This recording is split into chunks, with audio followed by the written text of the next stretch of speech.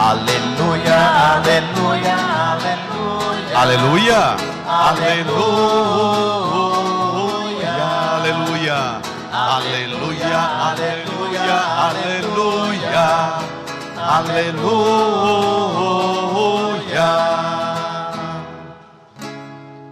Senhor Jesus, revelai-nos o sentido da Escritura. Fazei o nosso coração arder quando falar. Aleluia, aleluia, aleluia, aleluia,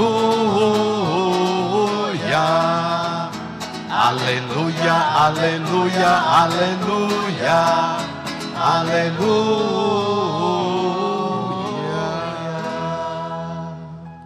O Senhor esteja convosco. Ele está no meio de nós.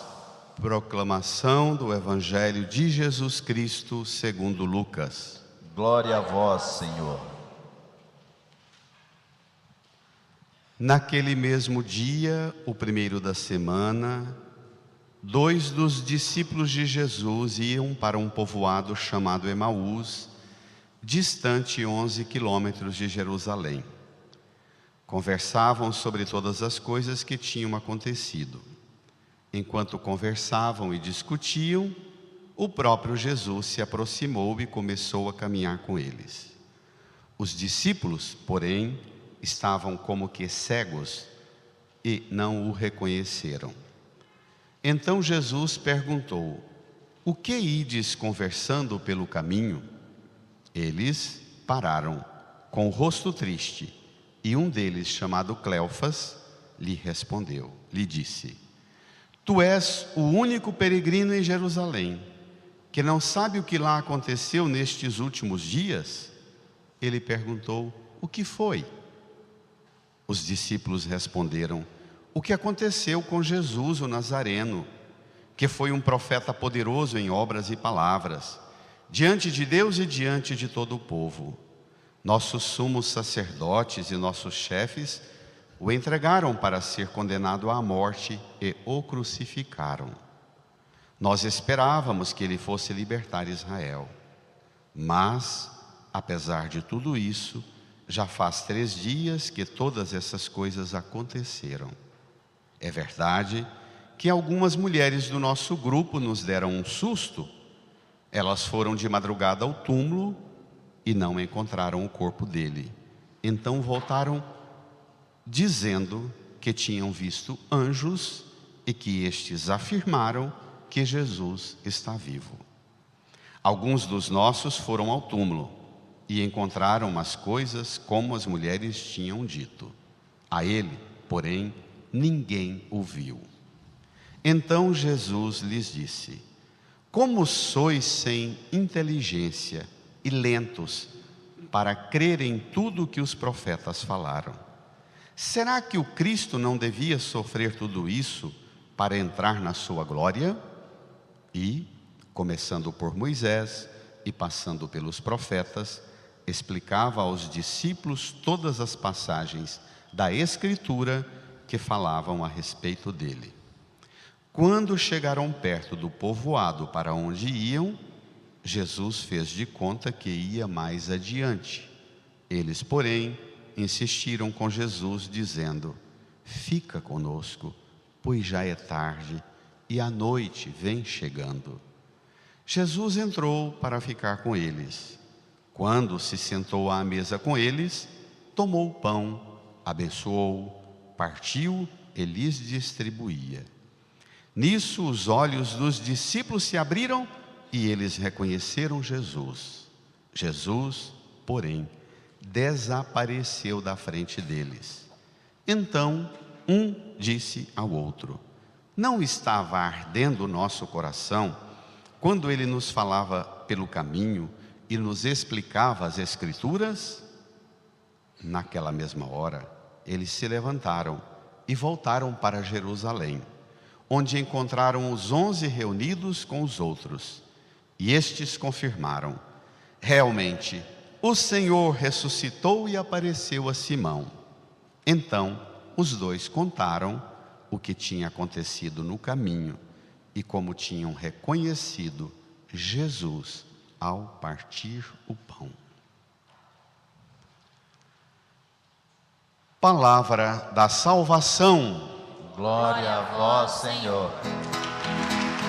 Aleluia, aleluia, aleluia, aleluia, aleluia, aleluia, aleluia, aleluia.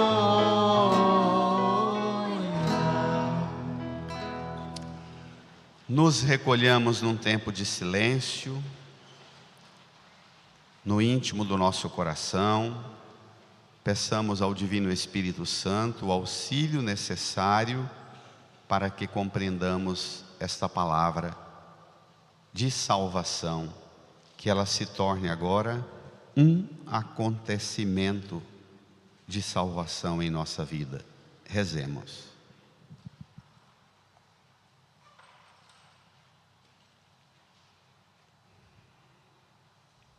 Amém. Irmã e irmão, especialmente você, pai, mãe, vô e vó, de criança e adolescente, estamos diante de um dos textos mais bem elaborados, mais lógicos, mais bem sequenciados, que apresentam para nós uma resposta importantíssima. Jesus morreu, ressuscitou e foi para junto do Pai. Lucas escreveu o seu evangelho entre o ano 80 e 85 e já tinha polêmica sobre muitas informações acerca da ressurreição e de como viver o segmento de Jesus sem a presença dele física, aqui, nessa época que Lucas escreveu. Passados 2000 anos, essa polêmica não é menor. Talvez para muitos até tenha se tornado mais estéril e histérica, num debate exaustivo de opiniões enfadonhas, que se presumem ser científicas e verdadeiras, para dar a você a noção do que é a vida de discípulo e discípulo do ressuscitado. A pergunta que esse texto responde para mim e para você hoje é: a partir de agora, o ressuscitado terá meios concretos de se fazer presença e presente em nosso meio, em nossa vida.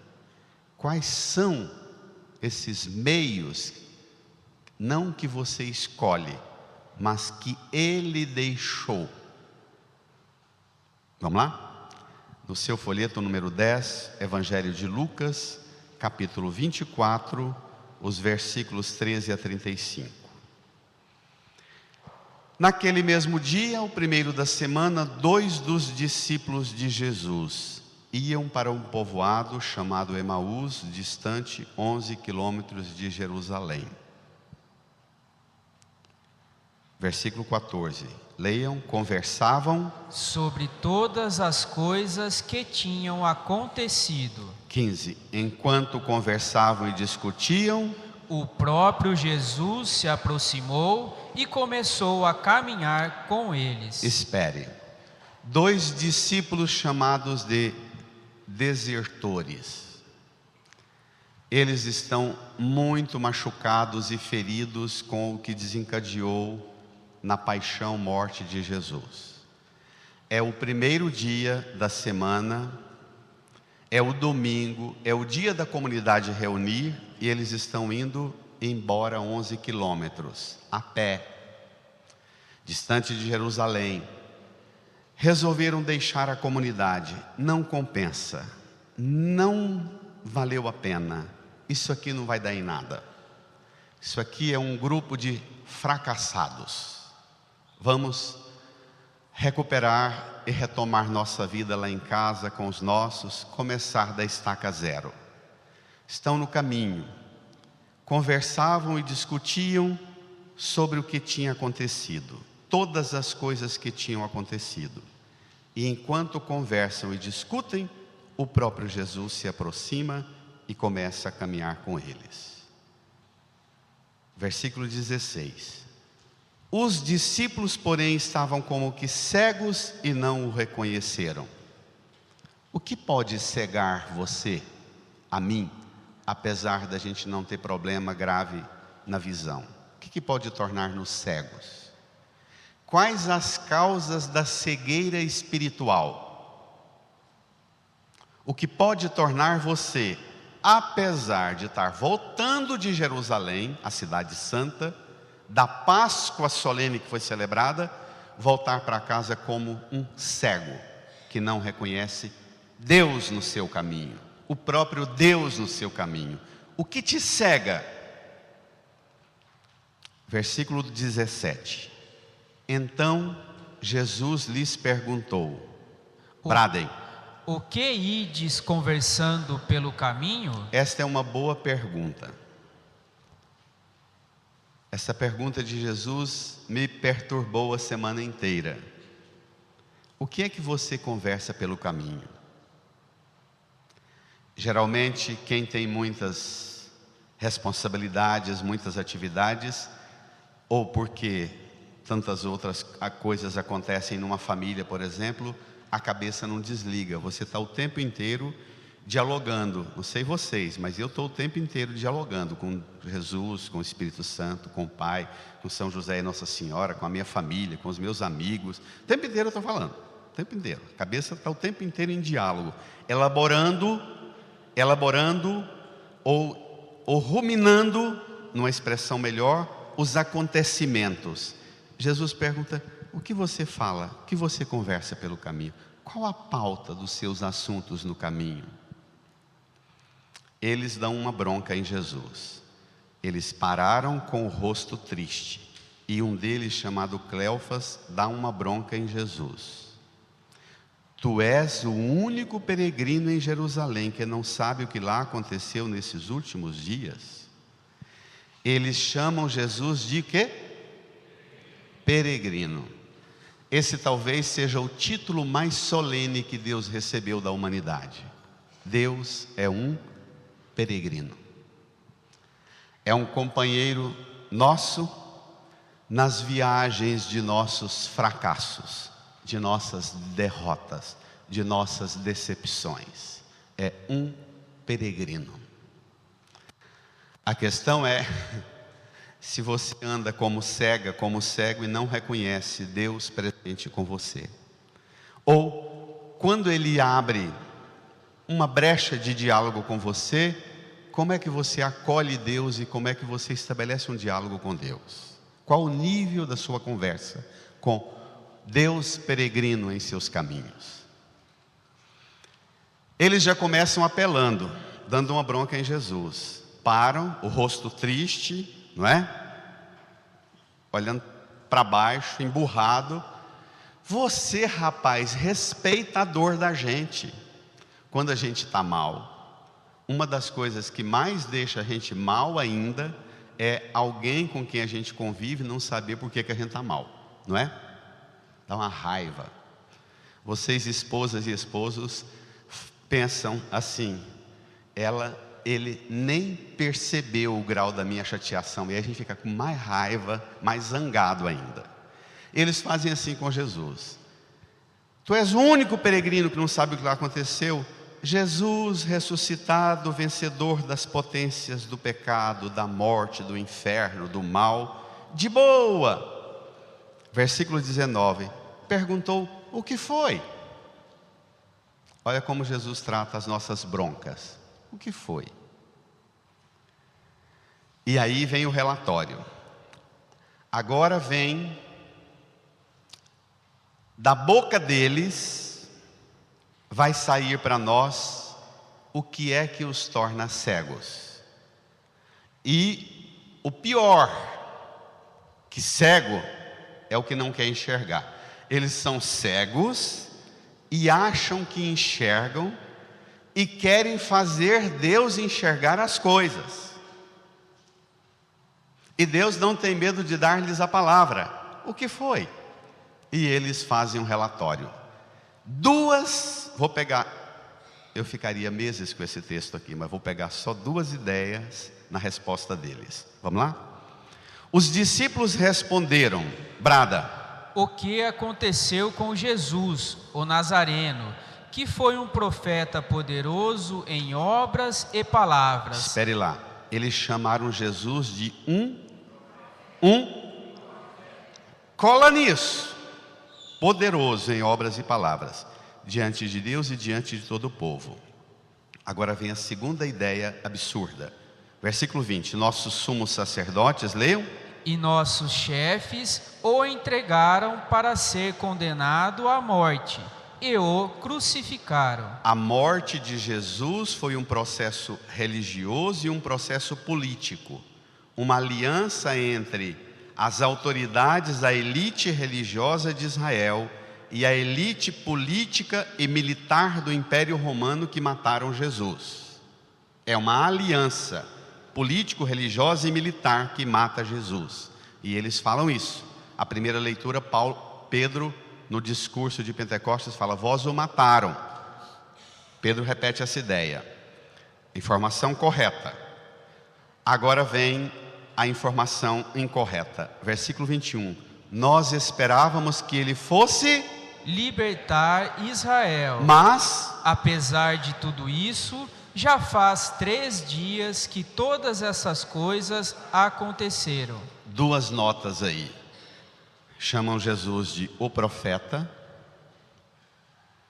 Depois diz que eles esperavam que Jesus fosse libertar quem? Um paizinho desse tamanho, 100 e poucos quilômetros de comprimento, 80 de largura. Ele veio aqui só para arrumar a nossa vida, mas não arrumou. Nós esperávamos, a gente deixou tudo, seguiu, o projeto nosso era ambicioso para nós. Ele não melhorou nossa vida. E o pior, além de ter sido morto, crucificado pelas autoridades políticas e religiosas, existe um pior, a mágoa, um silêncio de Deus. Tem 3 dias que essas coisas aconteceram e Deus, fala nada. Não tem mágoa mais doída do que uma mágoa quando Deus cala, quando Deus silencia. Já faz 3 dias que todas essas coisas aconteceram e Deus calou. Aqui está a causa da cegueira. Quando você vem para a igreja, quando você se torna cristão, quando você abre a Bíblia e busca nela muito menos do que Deus quer oferecer. Repito, a causa da sua cegueira, a causa da sua desgraça na caminhada da fé, é quando você vem para a igreja, ou abre a Bíblia, ou na sua busca de seguir Jesus, você busca muito menos do que Deus quer te oferecer. Chama Jesus de profeta e acha que a grande obra dele é libertar Israel. Bento XVI, comentando esse texto, ele diz assim, que eles esperavam que Jesus fosse restaurar o reino de Israel, e Jesus veio trazer o reino dos céus. Eles esperavam que Jesus fosse sentar no trono da descendência de Davi, e Jesus senta no trono de Deus. Dê uma salva de palmas, minha gente, para esse brada. Uhul!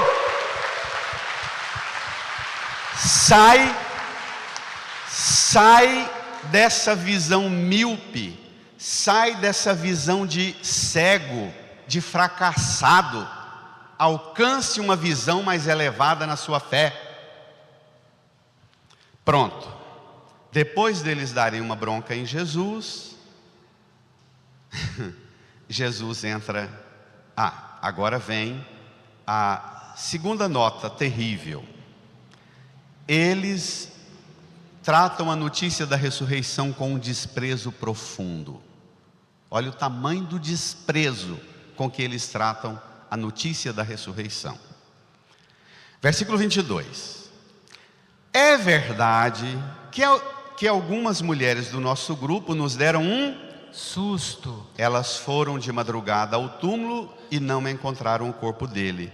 Então voltaram dizendo que tinham visto anjos e que estes afirmaram Que Jesus está vivo. Eles chamam a notícia de ressurreição de susto de mulher passando medo na gente com essas coisas de religião.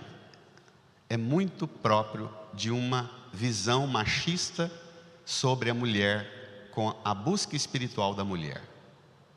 Aqui está um elo da intuição, que as mulheres têm uma sensibilidade muito mais espiritual e mística, e nós homens mais racionais. Eles chamam o testemunho das mulheres madrugadeiras, que conversam com anjos de madrugada, chamam isso de susto, desprezo profundo. Tem que ir embora mesmo uma camada dessa, não tem não? Pronto. Mas tem mais, não é só isso não. E não encontraram o corpo dele. Então voltaram dizendo que viram anjos. Versículo 24. Alguns dos nossos foram ao túmulo e encontraram as coisas como as mulheres tinham dito. Segunda, 3 provas. As mulheres foram, viram o túmulo vazio, conversaram com o anjo. Alguns foram lá e viram como estava. A ele, porém, ninguém o viu. Tudo mágoa. Tudo mágoa. Tudo ressentimento. Religião de ressentido. Religião de magoado. O tempo inteiro está lembrando só coisa azeda, botando o último argumento mais ácido para dizer: não compensa, não compensa, vamos embora para Emaús. Pronto, agora Jesus entra na conversa. Versículo 25. Então Jesus lhes disse, brada: Como sois sem inteligência e lentos para crer em tudo que os profetas falaram. Pronto, vocês são sem inteligência e lentos para crer naquilo que os profetas falaram. Não oponha fé e ciência. Não oponha fé e razão.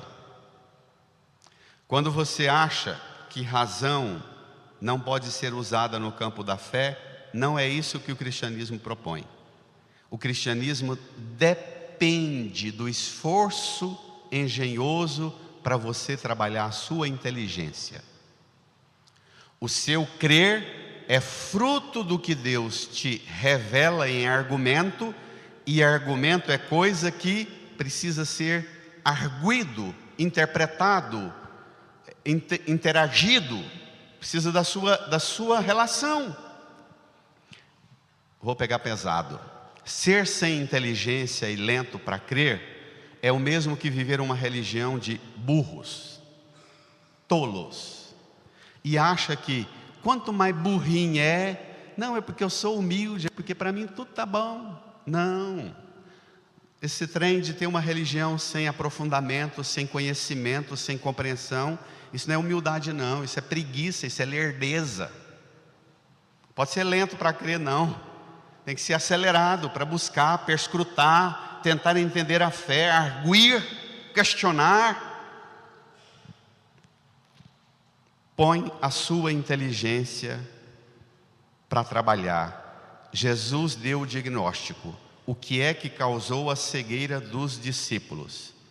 Sem inteligência e lentos para crer. E tem a fonte, o que os profetas falaram. E aí Jesus discursa dando o conteúdo, apresenta o remédio para curar a cegueira. E começando versículo 26. Leia. Será que o Cristo não devia sofrer tudo isso para entrar na sua glória? Esse é o problema. Para o judeu piedoso, o Christos em grego, ou o Messias no latim, o ungido, ou eleito, ou escolhido, jamais poderia ser uma figura que personificasse sofrimento. Na cabeça do judeu, o Messias, o ungido, o enviado, seria desde o começo até o fim um poderoso que ia carcar um exército celeste para violentar e eliminar todos os inimigos de Israel.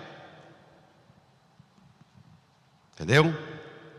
É um Deus poderoso que tornaria Israel, o reino de Israel, um reino desse tamanho, um reino poderoso.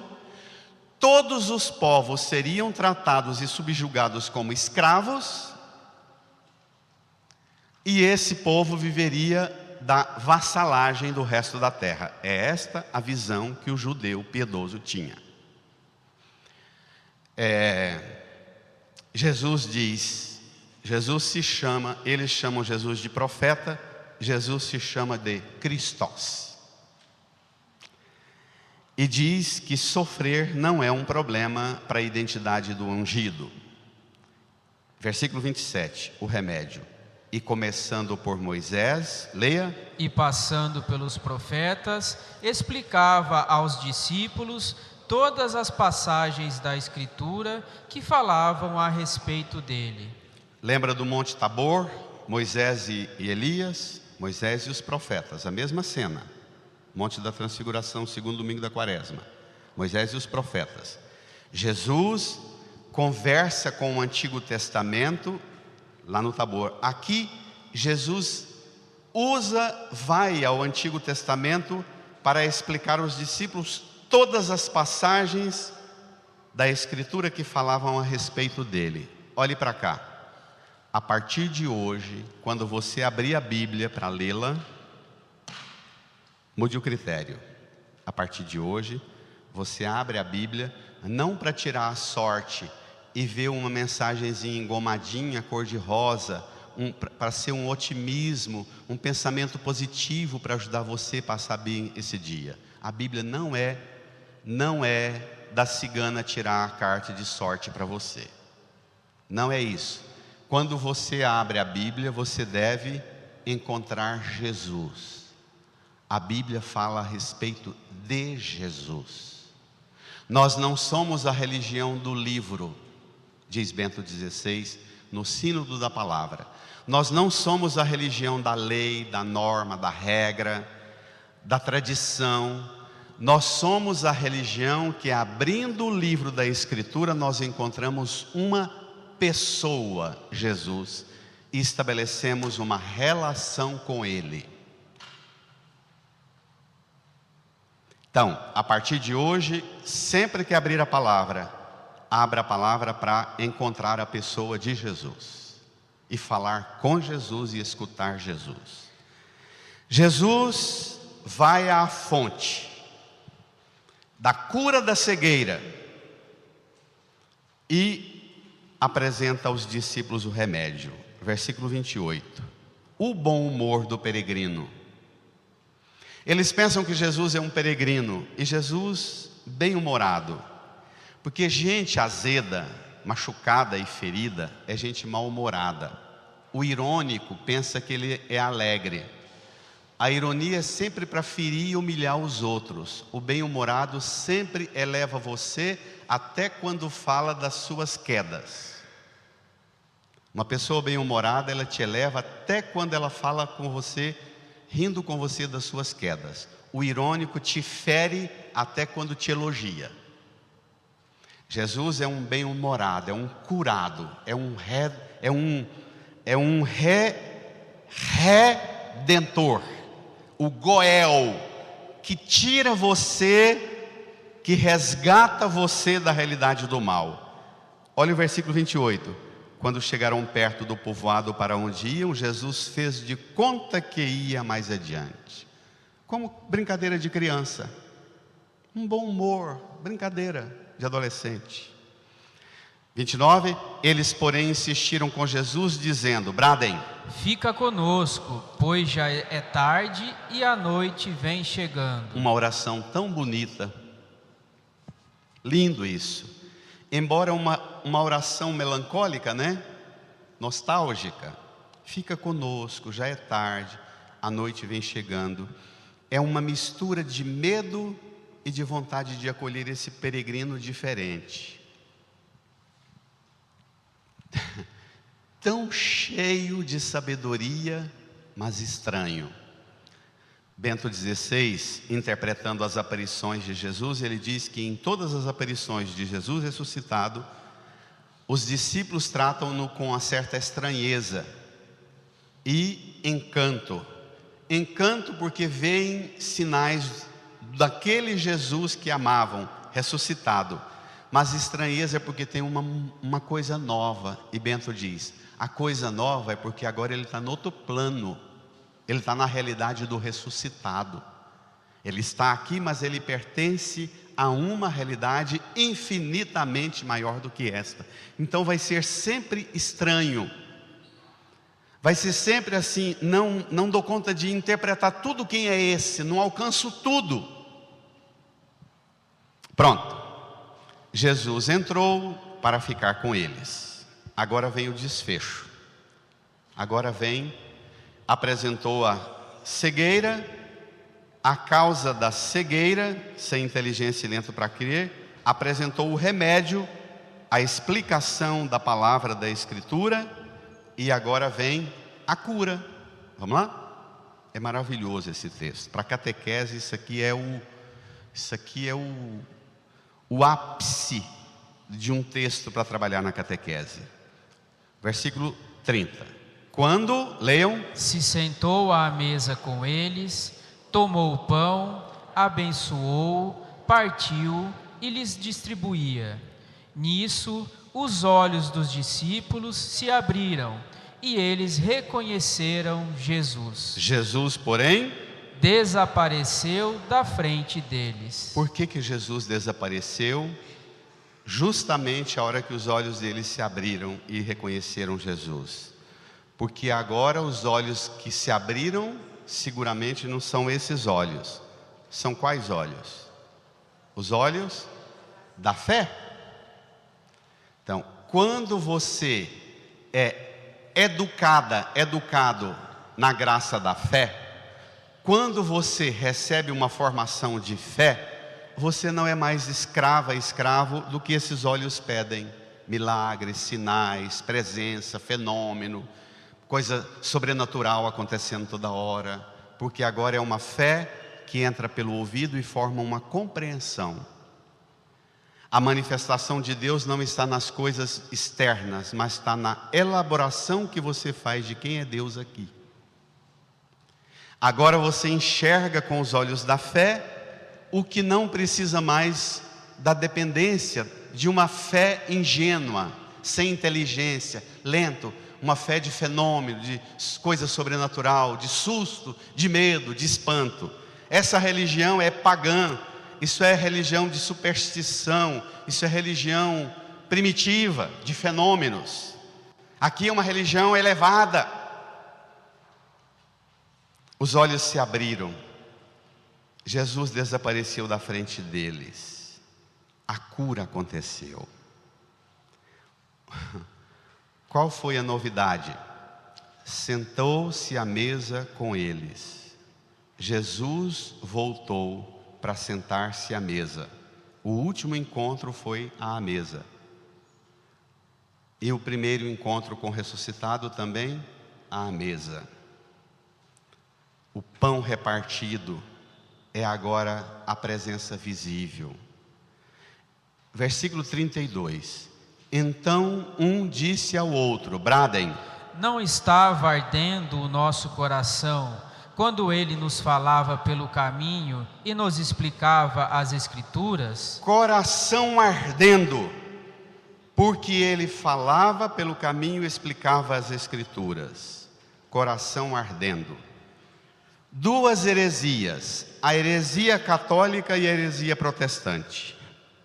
Tem católico, sobretudo desses movimentos mais que querem ser fundamentalistas, esses movimentos que grudam em Jesus na hóstia e nada mais serve, e fica olhando para Jesus na hóstia e quer ainda tirar retrato e fotografia para ver a hóstia mexendo lá, para provar que Jesus está realmente... Isso é tudo piração, doença mental. A novidade de Jesus é que ele se fez pão para ser repartido e comido, remédio de salvação para nós. Esse é um milagre. Mas as duas heresias são aqueles que veem Jesus presente só na hóstia, sem a palavra. É a heresia católica. A heresia protestante é daqueles que veem Jesus na palavra e não têm Eucaristia. A partir de hoje, cure se você está numa dessas heresias. Nunca mais separe a palavra da Eucaristia, nem a Eucaristia da palavra. Não tem presença de Jesus aqui, se não tem escuta da palavra aqui, explicação da palavra aqui, que te faz arder o coração, que cura a sua cegueira, que queima no ardor do Espírito Santo, na luz do ressuscitado, queima as sujeiras do coração duro, machucado, ferido, ressentido, magoado, e põe você livre, liberta, curada para receber a presença de Deus, peregrino, e que se fez presença num pedacinho humilde de um pão partilhado e comido por você. Um Deus tão manso, tão humilde assim, precisa de uma salva de palmas. Brada! Uhul! Brada! Brada! Palmas para Jesus, palma para o Senhor, palma para Jesus, palmas para o Senhor. Olha, vem comigo. Naquela mesma hora, versículo 33, eles se levantaram e voltaram para Jerusalém e encontraram os 11 reunidos com os outros. E estes confirmaram, bradem: realmente o Senhor ressuscitou e apareceu a Simão. Continua. Então, os dois contaram o que tinha acontecido no caminho. Brada. E como tinham reconhecido Jesus ao partir o pão. Escuta aqui, olhe para cá. O resultado da escuta da palavra que arde o coração é reconhecer a presença de Jesus aqui, receber Jesus aqui, e aqueles pés cansados de seguir Jesus, de andar 11 quilômetros para fugir do fracasso da cruz, a Eucaristia dá um alívio, descansa. Lembra o lava-pés? Descansa os pés e você esquece todo cansado e tem um gás danado para correr, voltar para a igreja, para a comunidade, porque não tem Jesus ressuscitado sem a igreja, sem a comunidade de fé. E se você o recebe fora da igreja, é para ser alimento para curar a sua relação com a Santa Igreja. Eu resumo em 5 características, 5 regras, para que você, a partir de hoje, cultive uma íntima relação com Jesus ressuscitado. Primeira regra: para curar a cegueira, para curar a falta de inteligência e a lentidão para crer, escute a palavra de Deus. Há uma reclamação cada vez maior com relação à explicação da palavra e à pregação. Eu não vou tirar de vocês jamais, não tenho poder para isso, para tirar de você o direito seu de reclamar de nós pregadores. Continue fazendo, reclame de nós.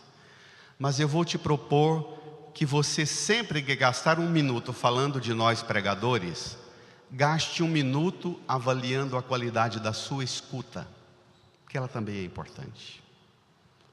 É preciso ter uma capacidade de escuta curada para que a pregação tenha alguma eficácia, senão não resolve não.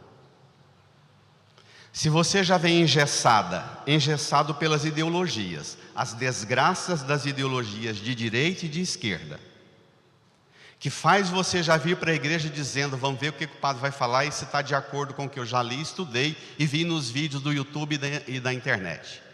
E chega aqui engessado, cai fora, porque não é esta.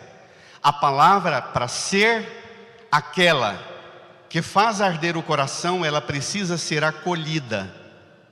Então, a recomendação é: qualifique a sua escuta. Desconfie se o pregador presta, mas desconfie também se a qualidade da sua escuta presta.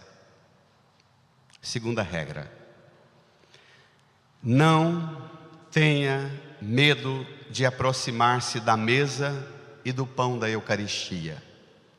Sempre que a palavra mexer e sacudir seu coração e sua vida, não faça disso um medo, um espanto, um remorso, uma culpa. Se aproxime da Eucaristia e receba Jesus.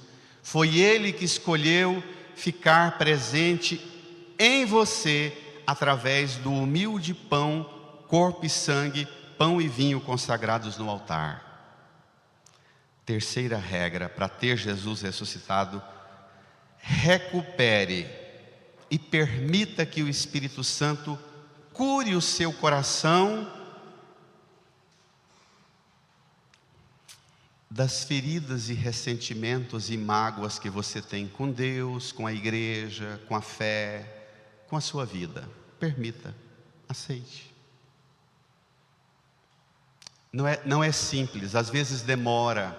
E eu digo muito para as pessoas que eu aconselho: de cada 10, quando elas me apresentam as causas da ferida que elas trazem consigo, eu digo: olha, para essas feridas suas serem curadas no plano da fé, elas precisam ser curadas no plano da psicologia e da psiquiatria, às vezes, porque são feridas crônicas. Estão numa nuvem de subjetividade que você não tem domínio, você não sabe nem verbalizar. Sua forma de elaborar sua experiência, suas perdas, suas feridas, é uma forma confusa, cheia de embaraços. E a terapia vai ajudar você a limpar o cenário, deixar a coisa clara, para quando você chegar na escuta da palavra, está límpido. Não é simples ser curado. Um coração para voltar a arder, os cardiologistas que estiverem aqui sabem que às vezes falta fazer muitos procedimentos, não é? Precisa de um marca-passo, precisa de um stent, precisa de medicação, precisa de intervenções. Não é simples assim. Arder o coração, não para ter um infarto, mas arder o coração por uma qualidade de relação com aquele que te fala. Se você é daquelas pessoas que sofre a hora de escutar a palavra e acha que é um desperdício de tempo a palavra e a explicação da palavra, tem problema grave no seu coração. Peça ao Divino Espírito Santo para recuperar a saúde do seu coração e que ele volte a arder. Quarta regra: recoloque na sua caminhada de fé a igreja. Não aceite a blasfêmia de Satanás contra a igreja. O poder do inferno não poderá vencê-la. Tudo isso que você vê na internet falando da igreja, dos bispos, do Papa, é obra de Satanás, arrastando você para o nicho dele. E não seja instrumento do capeta contra a igreja, a Santa Igreja. A igreja foi Cristo que fundou, instituiu, constituiu. Não pense na possibilidade de ter Cristo, a palavra e a Eucaristia sem a Santa Igreja. Corra! O sinal de que você está curado é: corra de volta para a igreja. Quinto, se torne uma mensageira da alegria do Evangelho. Comunique, seja uma anunciadora, um anunciador. Por onde você passar, diga, proclame: realmente o Senhor ressuscitou e apareceu para mim. Aparece para mim e conduz minha vida. Não tenha medo de ser uma anunciadora, um anunciador do ressuscitado. Fale dele, comunique-o. Nas horas mais difíceis, proclame-o, anuncie-o. Irmã, irmão, sai daqui hoje curado da sua cegueira. O Senhor quer te curar agora. Emaús é o caminho que passa um caminho de conversão, do medo à confiança, da decepção à esperança, da tristeza à alegria, do isolamento à comunhão com a comunidade. Uma conversão que é fonte de ardor no coração e de alegria. É uma conversão que é sempre obra de Jesus ressuscitado e do seu divino Espírito Santo agindo em você. Incline a sua cabeça, põe a mão no seu coração, deixe Jesus, o peregrino do Pai, tocar as pedras duras. Talvez você não é uma pessoa que tenha ressentimento e mágoa, porque você tem uma doença ainda muito mais perigosa. Você se tornou indiferente a tudo e a todos. Isso é mais perigoso, mais grave. A indiferença pode ser o mais alto grau de sua enfermidade espiritual. Peça a cura, aceite a cura, acolha a cura. Conheço um coração tão manso, humilde e sereno, que louva ao Pai por revelar seu nome aos pequenos, que tem o dom de amar, que sabe perdoar, que deu a vida para nos salvar.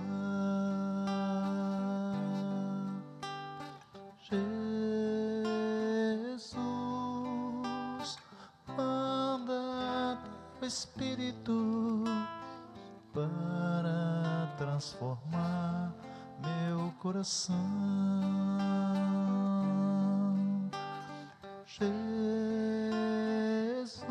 Jesus, manda teu Espírito para transformar meu coração. Às vezes no meu peito bate um coração de pedra. Às vezes no meu peito bate um coração de pedra. Magoado, frio, sem vida. Magoado, frio, sem vida. Aqui dentro ele me aperta. Aqui dentro ele me aperta. Não quer saber de amar, Não quer saber de amar. nem sabe perdoar. Nem sabe perdoar. Quer tudo e não sabe partilhar. Tudo e não sabe partilhar. Peça a cura, canta. Jesus, Manda teu Espírito para transformar meu coração. Jesus, Jesus, manda teu Espírito para transformar meu coração. Vocês, lava, purifica lava, purifica e restaura-me de novo. restaura-me. Serás o nosso Deus Serás o nosso e nós seremos o teu povo. e nós seremos o teu povo. Derrama sobre nós a água do amor. Derrama sobre nós a água do amor. O Espírito de Deus, nosso O Senhor, Espírito de Deus, nosso Senhor. canta, peça a cura, Jesus. Jesus, Só vocês. manda Para transformar de pé.